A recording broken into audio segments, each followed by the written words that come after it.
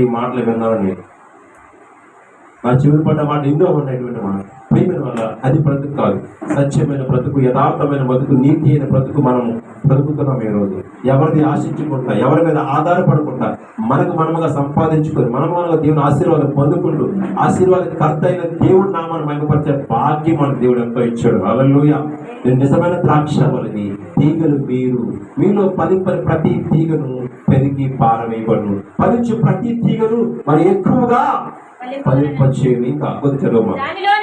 దానిలోని పనికిరాని తీగలు తీసివేయను. నేను మీతో చెప్పిన మాటను బట్టి మీరిప్పుడు ఇప్పుడు విన్న వాక్యమును బట్టి మనం ఏమైనా పవిత్రమైపోయామట.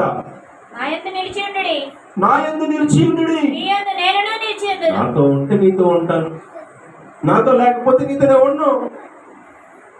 ఎవరి మాట అది చెప్పండి? ఎవరి మాట అది? మనం అంటావు, నువ్వు నాకు ఇస్తే నేను ఇస్తాను, నువ్వు నాకు పెడితే నీకు పెడతాను, నువ్వు నాకు చేస్తే నేను చేస్తాను. ఏమమ్మా, నాకు ఎవరన్నా పంటకు బట్టలు కొనాలనుకోండి, నేను పంటకు బట్టలు కొనేస్తాను. నేను ఉంచుకోండి, బాకీ ఉంచుకోకూడదు. బాకీ ఉంచుకుంటే 100 మంది తిప్పుతారు. అంత బట్టలు కొన్నాను తింటే అంటారు, ఈ బాట నాకు వద్దు. అందుకే ఏదో దగ్గర రుణం తెచ్చేసుకుంటాను నేను.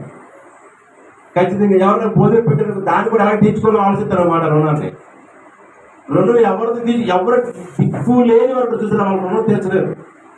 అలాగే పెట్టాలి మనం. అలాగే ఒక సేవకుడిగా లేక ఒక విశ్వాసంగా మనం గౌరవించుకోవడం తప్పు కాదు, పెట్టుకోవడం తప్పు కాదు, దాన్ని పక్కన పెట్టాలి. సో పెట్టుకున్నది పెట్టింది అనేది దేవుడు తెలుసు కాబట్టి ఎన్ని సందర్భంలో మీరు భోజనం పెడుతున్నారో, ఎన్ని సందర్భంలో బట్టలు కొన్నారో దేవుడు తెలుసు కాబట్టి. సో దీన్ని మనము ప్రమాదం చేసుకుంటే దీన్ని వ్యత్యాసించి మనం వివరణ చేయవలసిన అవసరం లేదు. దీన్ని నాకు కలిగింది పెట్టింది, లేకపోతే లేదు. గత సంవత్సరం నాకు కలిగింది, దేవుడు నాకు ఆర్థికమైన పరిస్థితులు ఇబ్బంది పడుతున్న పరిస్థితుల్లో దేవుడు నాకు తలపించాడు. అందరికీ కూడా సాయం చేశారు. నాకు దేవుడు తలపించాడు. నేను ఉన్న పరిస్థితి చాలా కఠోరంగా ఉంది, అయినా సరే దేవుడు చేయకుండా చేశారంతే. ఈ సంవత్సరం ఇబ్బందిగా ఉన్నాను, అయినా సరే దీనికి కొదువులేదు. నేను కొదువు ఉందా చెప్పండి? నేను నిజంగా నేను పడుతున్న ఇబ్బందులు 3 నెలల నుంచి నాకు తెలుసు. ఆ బాధ నాకు తెలుసు. ఆ ఇబ్బందులో ఉన్నవారు తెలుస్తుంది. నెలకి ముందే చెప్పారు, వడ్డీ కట్టాలా, ఎంత ఈఎంఐ కట్టుకోవాలా, ఎంత నీకు చేసుకోవాలని కట్టాలి. అయినా సరే ఎక్కడ ఏది ఆగిందా? ఆయన కూడా దేవుడు ఏదో ద్వారం తెరిచి దాని కార్యక్రమాన్ని భర్తీ చేస్తున్నాడు దేవుడు. హల్లెలూయా. పని చేస్తాను, పని చేసుకొని కష్టపడి సంపాదించుకొని ఆలోచించండి.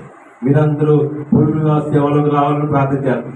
ఫుల్గా సేవలకు అయితే వచ్చేసరికి ప్రజలు 90% వచ్చేసరికి అందరికీ మీ అందుబాటులో ఉన్నాను ఇప్పుడు నేను. ఎందుకంటే నేను ఏదో ప్రయాణంలో గాజులోకి వెళ్ళిన కూడా వచ్చాను, డ్యూటీలోకి అయితే రాలేదు. కష్టం, అది చాలా కష్టం. దాని మీద బాధ్యత. అలా ఎన్ని రోజులు రాగలి మీ దగ్గరికి? ఇప్పుడు రోజులు రాగలి. నా సొంత పని చేతిలో ఉంది. ప్రభుత్వం బట్టి అలా అక్కడ బాధ్యత అప్పు చెప్పారు, నేను నెరవేర్చుకుంటూ పోతున్నాను. జీతం పైబడుతాడు, నమ్మకం ఆయన దగ్గర నాకు ఉంది, అంతే. ఇప్పుడు నేను జీతాన్ని ఆలోచించలేదు. నేను ఏదో విధంగా నేను కష్టపడాలి.